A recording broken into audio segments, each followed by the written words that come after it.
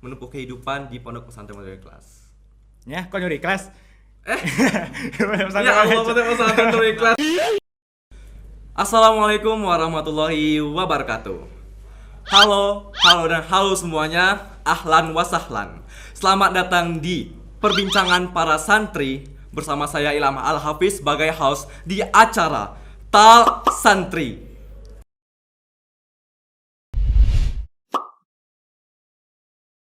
Nah, pada kesempatan kali ini teman-teman, kita bakal melakukan sebuah perbincangan pada seorang santri yang dimana pastinya memiliki sebuah kelebihan beserta kekurangan dan juga memiliki lika-liku kehidupan mereka selama menempuh kehidupan di pondok pesantren serta memilah ilmu yang berada di pondok pesantren mereka. Jadi tamu yang kita undang pastinya seorang santri, inilah dia, Arif Furqon. Saya dulu dong kamera. Halo semua. Nah, Arif Furqon, halo, apa kabar? Alhamdulillah baik. Alhamdulillah baik. Nah, kita ngomongnya pakai Ananta aja gitu kali ya. Oke, sip.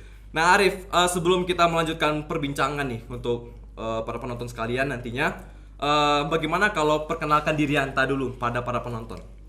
Oke, kenalin semuanya. Ismi Arif Furqon, biasa dipanggil Arif. Ana sudah 5 tahun mondok di Pondok Pesantren Modern Nurul Ikhlas di Padang Panjang, Sumatera Barat. Udah 5 tahun mondok di Pondok Pesantren Modern Nurul Ikhlas, berarti udah banyak keasikan, keseruan, kesedihan mungkin atau mungkin kekeseraman di Pondok Pesantren Anta kali ya.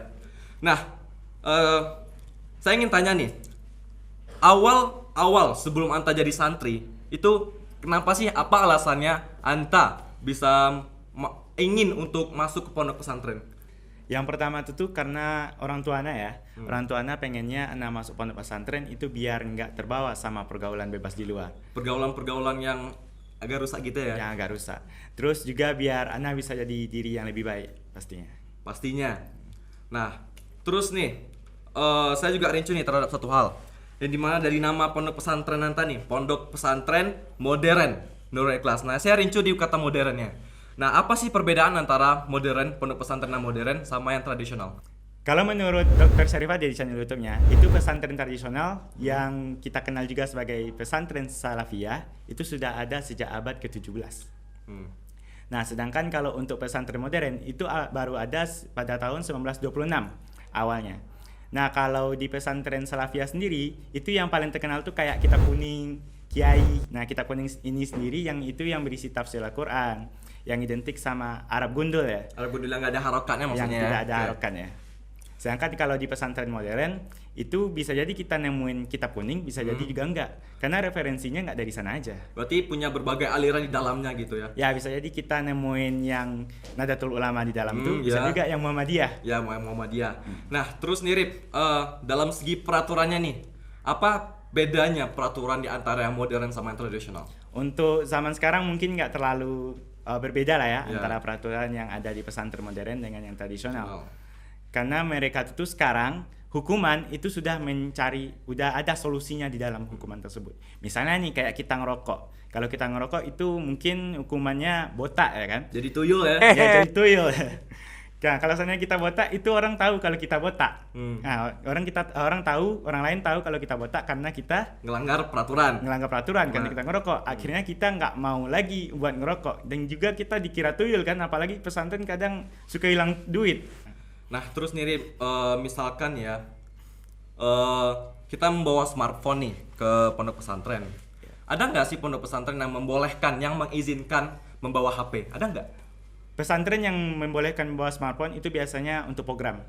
Untuk program ya. Kalau misalkan mereka membawanya secara ilegal gimana tuh? Kalau seandainya mereka bawanya secara ilegal itu otomatis kalau nggak disita, dimusnahkan, dihancurkan. Berarti nggak bisa ngechat ayang dong? Nggak bisa nggak dong. Bisa sleep calling dong? Nggak bisa. Aduh, sayang ya jadinya. Nah, terus berarti apakah pondok pesantren itu bakal kurang update bila teknologi atau digital dibatasi? Ya, pastinya kebanyakan santri emang kurang update ya dengan perkembangan zaman. Tetapi santri itu tahu dengan kebanyakan orang yang nggak tahu. Kayak santri itu tahu dengan kata bayat tubuh, katban wa maktaban, fahuwa katibun, wa zaka maktubun, uktub la taktub, maktabun kitabun itu mereka tahu. Wow, itu bahasa apa gimana? Itu bahasa, itu ilmu sorof. Ilmu sorof ya? Iya, Oke, mereka tahu ilmu dengan ilmu sorof. Nah, itu dalam bahasa Arab. Nah, mereka juga lebih tahu dengan hukum-hukum Islam, syariat-syariat Islam. Mereka juga tahu banyak tentang hadis dan juga mempelajari sejarah-sejarah Nabi lebih dalam. Nah, tapi untuk di zaman sekarang ya, pesantren-pesantren itu tuh emang udah dituntut buat santrinya itu tuh melek teknologi. Dan nggak sedikit pesantren sekarang yang juga nyiapin teknologi buat buat ngembangin untuk santrinya. Jadi santri ini bisa lebih mendalaminya tuh di bagian Islamiyahnya ya bagiannya. Dalam Islamiyah. Dalam Islamiyahnya. Terus saya juga pertanyaan nih sebelumnya karena peraturan-peraturan nih. Berarti ada nggak tanggapan santri atau tanggapan seorang siswa atau siswi nih sebelum mereka masuk pondok atau mungkin mereka nggak punya keinginan santri tapi mereka mikirnya gini nih. Ada tanggapan yang saya dengar bahwa mereka nggak mau masuk pondok itu karena mereka menganggap bahwa pondok pesantren itu bagaikan penjara. Ya mungkin karena mereka menganggapnya pesantren itu bagai penjara ya. Mereka menganggapnya pesantren itu bagai penjara mungkin gini. Karena kita di luar, kebanyakan yang di luar itu mereka makannya beda, mandinya beda. Belajarnya juga beda. Udah diatur ya. Udah diatur. Mereka juga ada tuh terpisah antara kehidupan di sekolah, di rumah juga di masyarakat. Sedangkan kalau di pesantren itu semuanya satu atap. Satu atap, jadi satu asrama maksudnya. Satu atap pesantren. Iya. Satu atap pesantren, di sana kita makannya, di sana kita belajarnya, di sana kita mandi, di sana juga kita tidurnya. Jadi otomatis semua aturan yang ada di sekolah, semua aturan yang ada di asrama, aturan yang ada di masyarakat, yang ada di rumah itu kita gabungin. Digabungin. Ya, itu seolah-olah emang kelihatannya banyak ya. Padahal kita nggak pernah nyadar tuh kalau sebenarnya kita ikut norma yang ada di kehidupan kayak biasa. Jadi ada norma-normanya dalamnya ya. Nah, terus nih Rip, dalam sebuah pondok pesantren nih, ada nggak sih santri yang nakal gitu? Pastinya ada santri yang nakal. Pastinya ada ya. Terus bagaimana tanggapan Anta? Ya, kita sih nggak melulu anak nakal ya. Kita bisa tengok dari dua sisi. Kalau seandainya kita tuh nengoknya dari sisi yang satu, itu orang dimasukin ke pesantren, orang nakal dimasukin ke pesantren biar dia bisa jadi diri yang lebih baik. Jadi diri yang lebih baik ya. Ada juga orang baik yang masuk ke pesantren biar dia tuh nggak mau, biar dia tidak rusak dengan pergaulan di luar. Biar mereka nggak mudah terpengaruh maksudnya. Terus nih Rip ya. Apakah seorang santri setelah lulus nih dari pondok pesantren mereka itu bakalan jadi ustadz? Ya kalau kita nengok dari apanya, santri itu nggak melulu jadi ustadz. Ada juga santri bisa menekuni profesi yang lain, yang pastinya mereka ada dapat ilmu agamanya. Ilmu agama yang lebih banyak ya? Ya lebih banyak. Santri boleh kok jadi entrepreneur, santri boleh kok jadi youtuber. Ya kalaupun santri itu jadi tiktoker, itu harapannya santri bisa memberikan konten-konten yang bermanfaat. Yang bermanfaat bagi para penontonnya ya? Iya pastinya. Pastinya. Ya. Oh ya, ada satu pertanyaan lagi terakhir nih. Tentang hal organisasi, ada nggak sih di pondok pesantren Anta itu organisasi? Pastinya ada organisasi. Pastinya ada. Anta pernah nggak ikut?